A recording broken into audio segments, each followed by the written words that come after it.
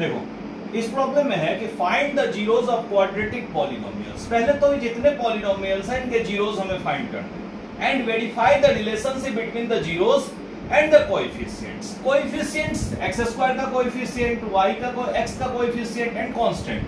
हम normally general term क्या बोलते हैं, ax square plus bx plus c।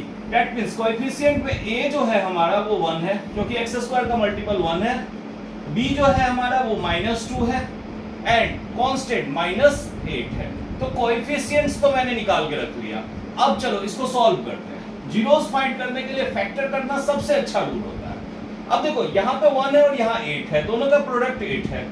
8 का फैक्टर अगर आप करोगे तो 4 और 2 पे ब्रेक हो रहा है, 4 और 2 का डिफरेंस 2 है।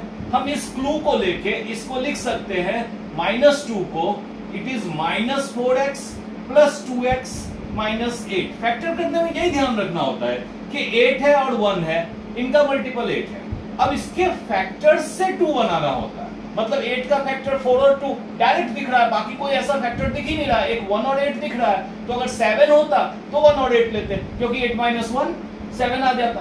तो इस तरह से अब हम यहाँ देख रहे हैं कि अगर -2x लाना है तो -4x और 2x लेंगे प्लस में, तो ये आ जाएगा -2x, मतलब इस पॉलिनोमियल में कोई फर्क नहीं पड़ा।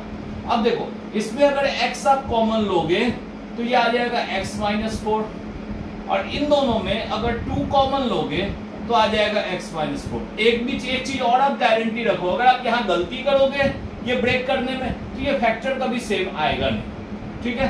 तो अब देखो x -4 दोनों में से कॉमन, इन दोनों में से बचा क्या, यहाँ से x और यहाँ से 2।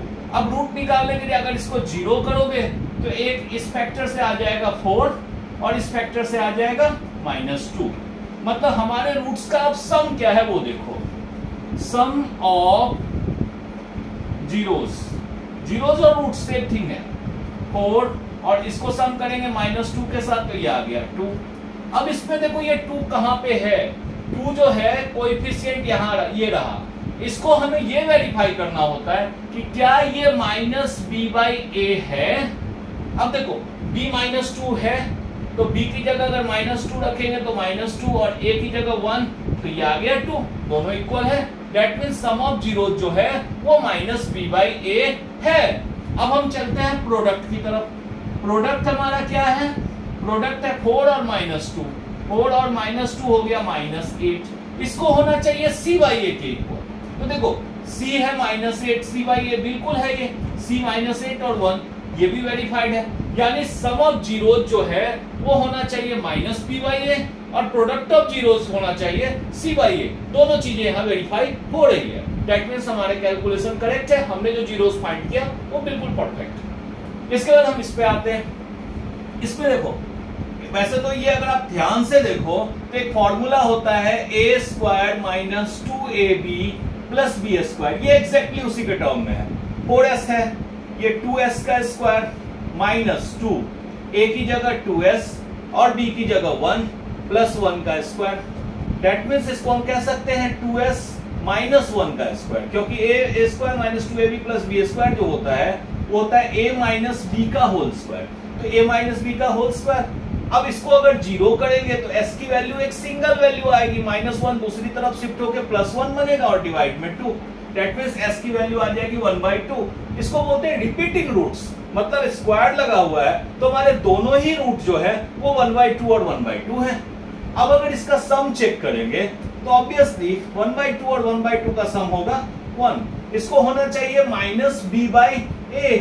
चलो b देखते हैं, b है -4 तो -4 और a कितना है 4।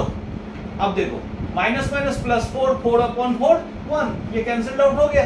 अब इसके बाद देखो प्रोडक्ट कितना आ रहा है। प्रोडक्ट में अगर हम आप देखेंगे तो प्रोडक्ट आ रहा है हाफ और मल्टीप्लाई हाफ, ये आ गया 1/4। अब इसको भी आप ध्यान से देखो, c की जगह 1 है, c/a की जगह 4 है, मतलब ये c/a भी वेरीफाई हो रहा है। मतलब दोनों ही रूल्स जो क्वाड्रेटिक इक्वेशन के हैं ये यहाँ पे परफेक्टली वेरीफाई हो रहा है। इसी तरह से आप बाकी भी प्रॉब्लम इस पे कर सकते हो, सारे ही सेम पैटर्न पे हैं। 3-4 और प्रैक्टिस के लिए गिवन है, उसको आप प्रैक्टिस करो। कोई भी कंफ्यूजन होगी तो आप कमेंट में डालो, मैं उस पर वीडियो बना दूँ। थैंक्स।